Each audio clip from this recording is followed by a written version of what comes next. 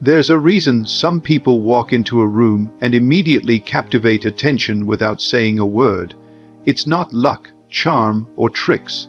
It's an unseen mastery, a mental influence so precise, others can't help but feel pulled toward them. This isn't manipulation, it's alignment. You're already thinking thoughts all day long. What if those thoughts could shape how people see you, think of you, even miss you when you're gone? In this speech, you'll learn how to silently shift your influence, bend conversations in your favor, and make others adore you not by force, but by mental command. Stay with me, everything changes now. Let me tell you something that most people will never understand. Your thoughts are not passive. They are not invisible little clouds floating through your mind. They are alive, they carry weight, they have direction. They are magnetic forces that pull circumstances, people, and energy toward you or push them away. And, whether you realize it or not, every thought you think is a command. Yes, a command. When you walk into a room thinking you are overlooked, those around you pick up on it even if not consciously. Your energy says, ignore me. Your posture, your gaze, your silence, they all obey the mental instruction you just issued. And guess what? People do exactly that. They ignore you, not because you're not worthy, but because you told them to. You think that your words are what matter most, but no, the real broadcast is what you're saying within. It's the silent thoughts that shape your influence. You don't need to be loud, you need to be aligned. Let me ask you something. Have you ever thought of someone, and within minutes they called you? Have you ever walked into a space and felt like someone was watching you, only to turn and find someone staring? That's not coincidence. That's evidence. Your thoughts are not locked inside your skull. They ripple outward. They reach others. They influence. And if you don't learn to command that stream, it will command you. So what do you believe others think of you? Be honest. Do you think they find you interesting, valuable, magnetic? Or do you secretly believe they tolerate you, look past you, undervalue you? Because here's the truth. Whatever you assume, you transmit. You become a living broadcast tower, sending signals every second. If you believe you're unwanted, people feel it. If you carry doubt in your chest, it leaks through your eyes. If you assume admiration, if you assume importance, people can't help but treat you as significant because you're living from that state, and your thoughts are scripting the scene. It starts from within. If you want others to admire you, to value your presence, to light up when they see you, don't beg for it, command it from within yourself. Not with arrogance, with certainty, with the deep inner knowing that you are valuable, worthy, and magnetic. That knowing becomes the signal. Most people try to change the outside first. They try to dress better, talk smoother, be funnier. They think that by changing what people see, they'll change how they're treated. But it doesn't work like that. Real change comes when you shift your internal dialogue, when you stop telling yourself the story of being overlooked, forgotten, second best, when you stand firm in a new idea of yourself. That shift, subtle, silent, internal, that is what others respond to. It's not magic, it's structure, mental cause, physical effect. You want admiration. Start thinking thoughts that match someone who is admired. Start seeing yourself as someone worthy of affection, attention, appreciation.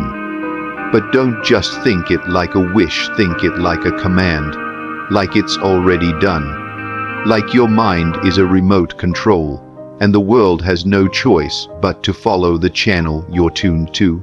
And you might say, but I've tried that before, I told myself good things, it didn't work. Let me tell you why. Because you didn't believe the thought. You recited it, but you didn't feel it.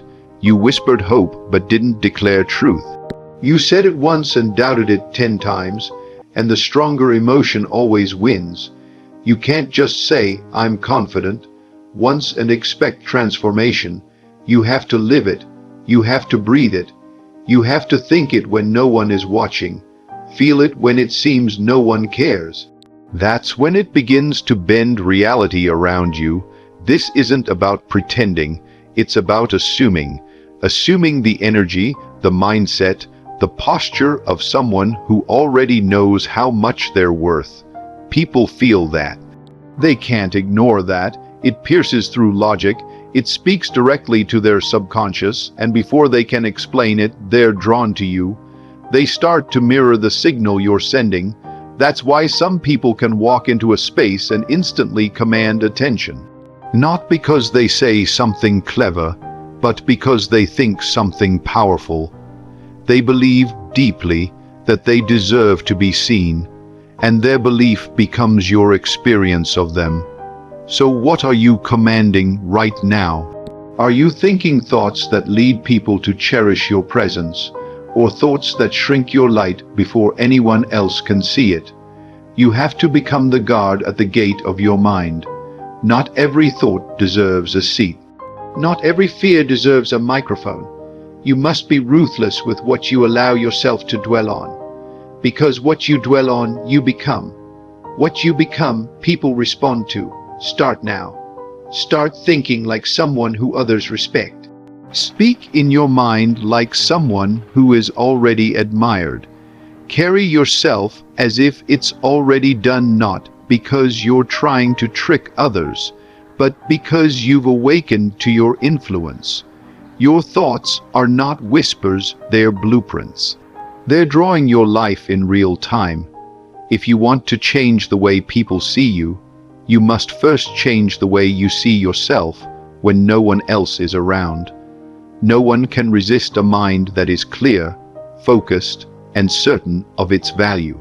You don't have to chase validation. You don't need to over-explain. You simply have to become the thinker who commands admiration silently, repeatedly, relentlessly, until the world has no choice but to follow the signal. When you begin to command your thoughts, something even more powerful starts to unfold. Your inner conversations take shape. And these aren't just idle imaginations. They are rehearsals for reality. Every silent exchange you play in your mind with another person, every scene you replay or rewrite, is a blueprint. You are not remembering, you are recreating. And every time you do it, you are instructing life on how to unfold. Think about this. How many times have you mentally argued with someone, rehearsed a confrontation that never happened, or imagined someone ignoring you, hurting you, forgetting you, and then, almost like clockwork, they show up in real life, acting out the scene you rehearsed? That wasn't a prediction, it was a creation. You were the director and they simply followed your script. People don't realize it, but the real conversations, the ones that shape relationships, draw people closer, or push them away, don't happen with words. They happen in the silence of your own mind. You might be miles apart, and yet the energy of your thoughts, your expectations, your assumptions are reaching them like invisible threads. That's the level of influence you hold, even when you're not physically present. If you see someone as distant, cold, indifferent, and keep mentally interacting with them from that viewpoint, then that is the version of them you energize. You feed it, and soon enough, they begin to reflect exactly what you imagined. But if you dare to change the tone of your inner dialogue, if you start imagining warmth, closeness, appreciation, understanding, something subtle starts to shift. The next time you meet, they feel different. They look at you differently. They respond in ways that surprise you. Why? Because you changed the conversation before it ever happened. The outer world is an echo, but most people don't wait long enough to hear it reflect what they've truly imagined. They send one kind thought and then drown it with doubt. They rehearse being loved, only to spend the rest of the day imagining being ignored. You have to persist in the version of the conversation you want to live. Not because you're trying to manipulate, but because you finally understand your inner world is the original. Every day, you are in dialogue with everyone you know. Whether you're conscious of it or not, you're mentally texting, calling, confronting, or comforting them. And those conversations are writing the script for what comes next. So choose them wisely. Let them reflect the outcome you want, not the one you fear. When you assume admiration and appreciation, and you rehearse it mentally not as fantasy, but as a vivid, believable interaction, you plant the seed. You nourish the bond before it even unfolds, and eventually the person cannot help but move into alignment with the version of them you've been entertaining. You're not imagining people. You're creating access points for how they show up in your world. You're not repeating history, you're authoring the next scene. You just have to decide what kind of reality you want to rehearse. Because it's never just about the words you say or the moves you make. It's about the state you occupy. You can rehearse perfect sentences in your mind, imagine every scenario down to the detail. But if the state you're in doesn't match the outcome you desire, the strategy will collapse. People respond to your state, not your script. They don't hear what you plan to say, they feel who you are when you say it. You could walk into a room with the cleverest line, but if underneath that line you're insecure, unsure, craving approval, then what you're really broadcasting is anxiety. And people feel it, not because you're saying it, but because your state is leaking it. But when you enter a room from the state of calm certainty, even silence becomes powerful. You don't have to force charm. You are the charm. And this is what separates those who are constantly strategizing from those who naturally draw attention and admiration. They don't perform the role. They embody the energy. You could be saying all the right things, but if you're in a state of lack, you'll repel the very thing you're trying to attract. Think about it. If you're in a state of trying to be loved, it means you don't believe you already are. If you're trying to prove your value, it means you haven't accepted it. That contradiction weakens your influence. The outer world will never bring you what your inner state contradicts. So the question becomes, not what should I say or do, but who am I being right now? You don't have to strategize when you're rooted in the right state. When you embody confidence, your words carry weight. Any words. When you're in the state of being valued, your energy does the work long before your presence enters the room. You become magnetic not by effort, but by essence. That's why shifting your state is more important than changing your tactics. Tactics work temporarily. States create permanent transformation. You could change your hairstyle, your wardrobe, your language, but if the state inside you is still the same, you'll keep drawing the same outcomes dressed in different clothes. The state is the signal. It informs how others interpret your words, how they feel around you, how they speak about you when you're not in the room. And the beautiful part is your state is yours to choose. You're not a victim of it. You don't need the world to validate it before you own it. You decide it. In this very moment, you can step into the state of being admired. You can walk in the energy of someone who is already loved, respected, remembered. And when you live from that state, not trying to get anything, just being it, everything around you begins to organize itself to match what you've already accepted as true.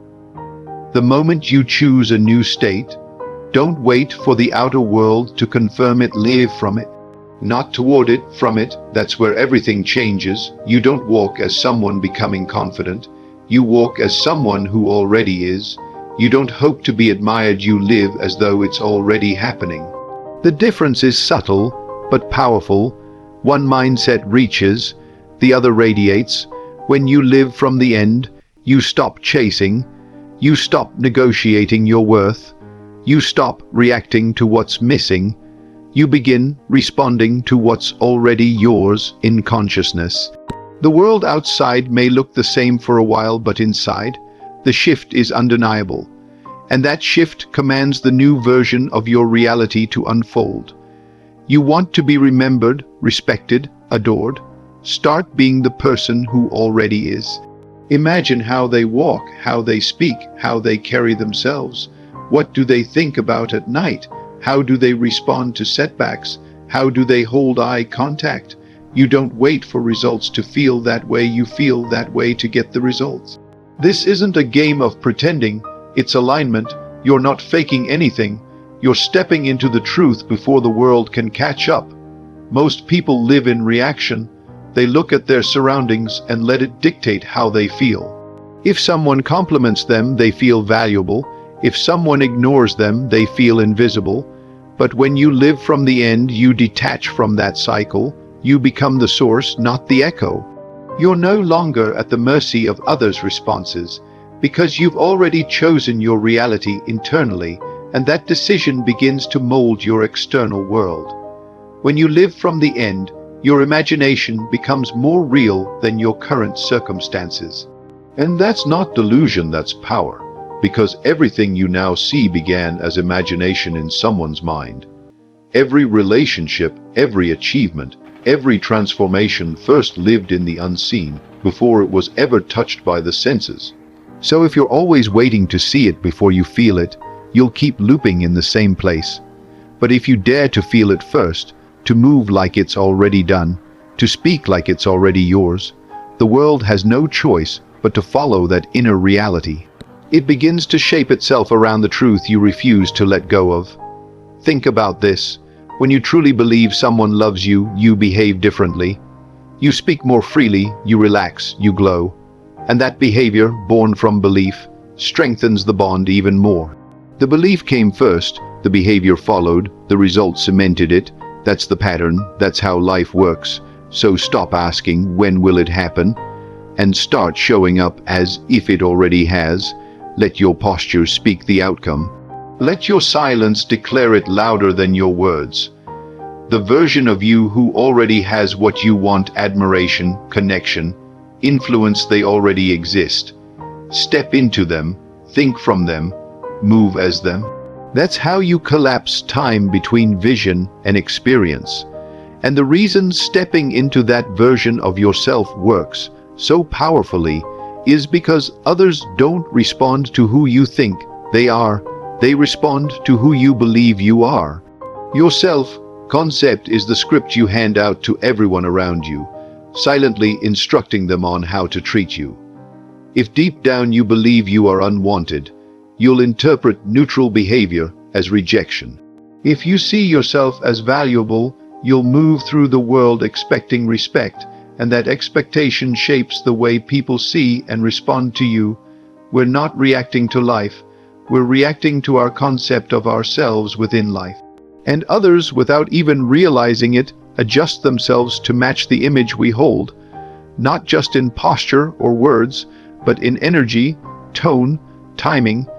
You teach people how to treat you by the way you see yourself, not in a conscious, forced way, but in the quiet, habitual lens through which you see your place in their lives. If you carry the belief that you're invisible, people won't see you. If you assume you're forgettable, they won't remember you. Not because you're lacking, but because you're radiating a frequency of self-erasure, and the world is reflecting it. Your self-concept is not a private thing.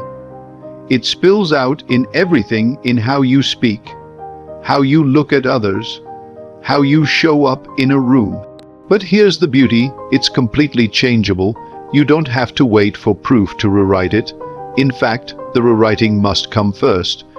You don't become magnetic by demanding it, you become magnetic by knowing you already are.